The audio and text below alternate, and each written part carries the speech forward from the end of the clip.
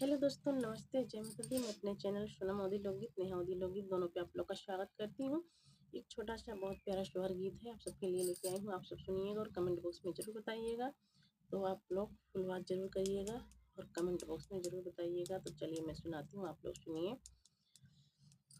सोने के कटोरिया में दूध भात गोंदिया कान्हैया पूत गोंदिया कान्हैया पूत। सोने के कटोरिया में दूध भात गोंदिया कान्हैया पूत गोंदिया कान्हैया पूत। यशोदा घूमी घूमी कान्हा के खियावही चंदा के बोलावही हो। यशोदा घूमी घूमी कान्हा के खियावही त चंदा के बोलावही हो। अरे आवा चंदा मामा परे आवा नदिया किनारे आवा हो। अरे आवा चंदा मामा परे आवा नदिया किनारे आवा हो।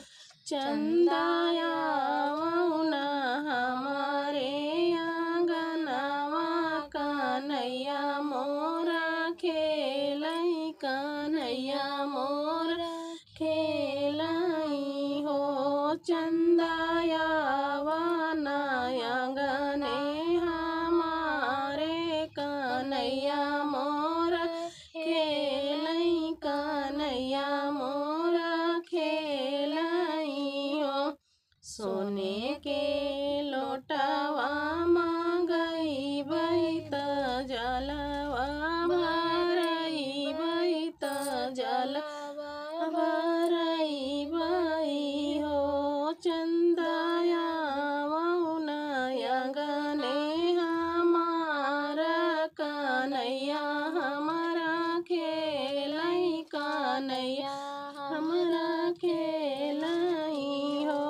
चंदाया वौन आंगने हमारे कन्हैया मोरा खेलई कन्हैया मोरा खेलई हो। सोने के कटोरिया में दूध भात गोंदिया कान्हैया पूत गोंदिया